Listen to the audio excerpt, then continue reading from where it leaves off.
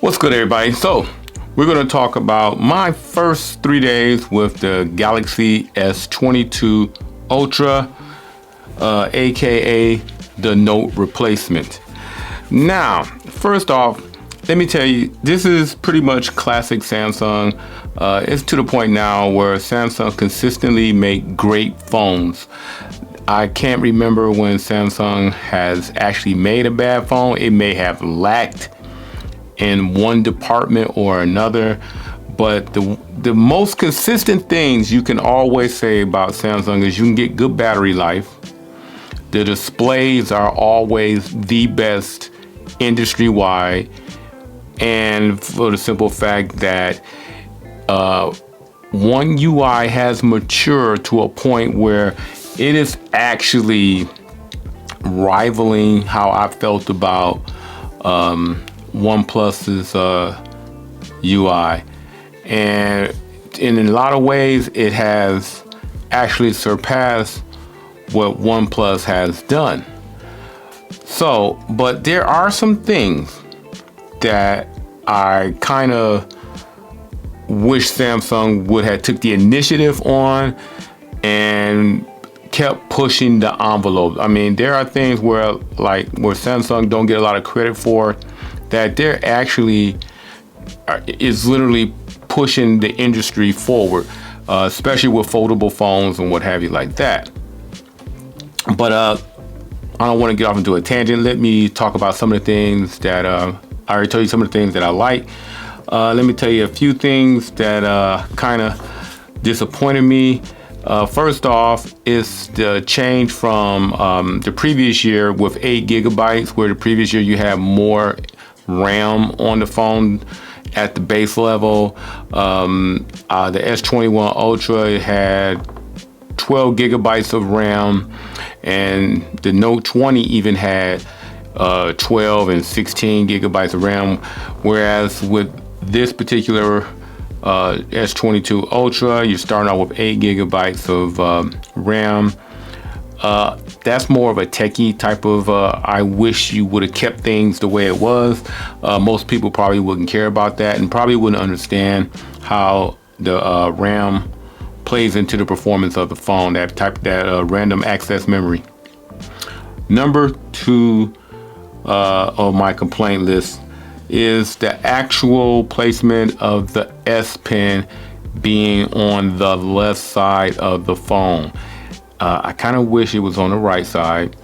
Been a more of a natural feel. They did it with I think the last Note 20, where they had that S Pen on the left side, and I much prefer it on the right side. And I don't want to make a lot of lefties mad, but most people are predominantly right-handed, and it will only make sense that the S Pen would have been on the right side. Sorry.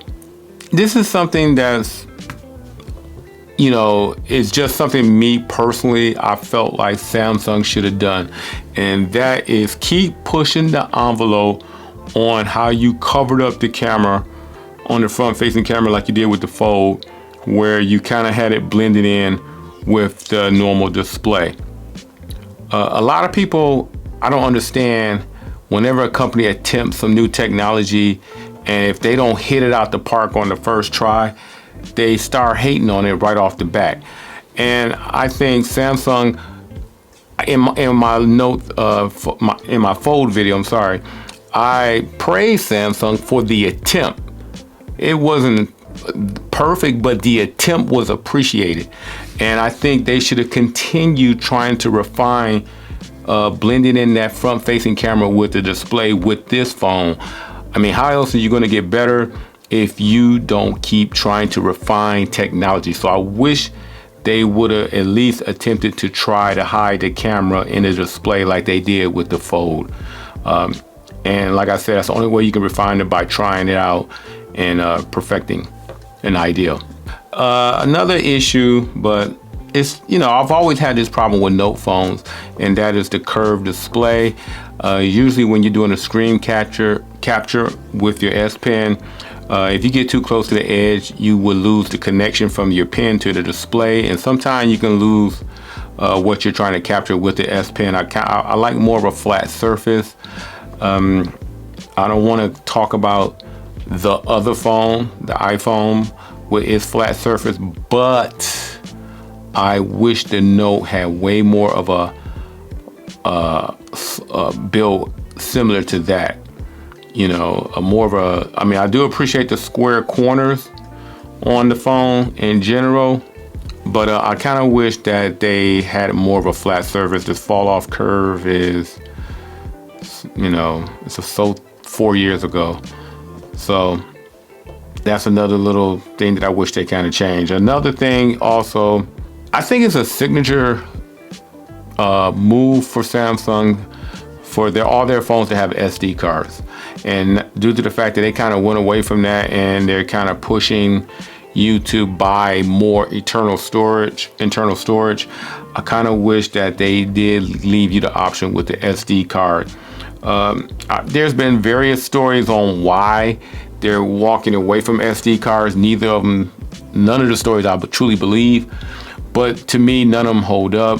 Samsung should have always have kept the SD card, the micro SD card on board. Its signature is truly something that is Samsung. Battery life, great. Display, excellent.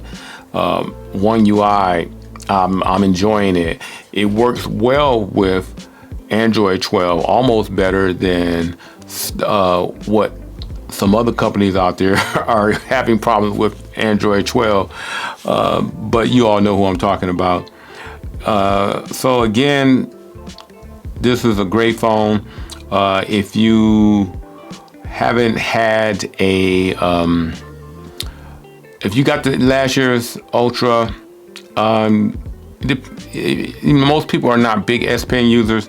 I will hold off upgrading, but if you're 2 years behind, 3 years behind, by all means upgrade to the S22 Ultra.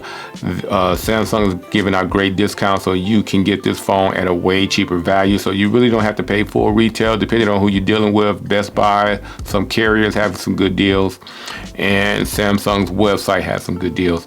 I will leave some links down below to a couple of places if you're interested in trying to pick up a new Ultra 22/Note. By all means, go for it. You won't be disappointed.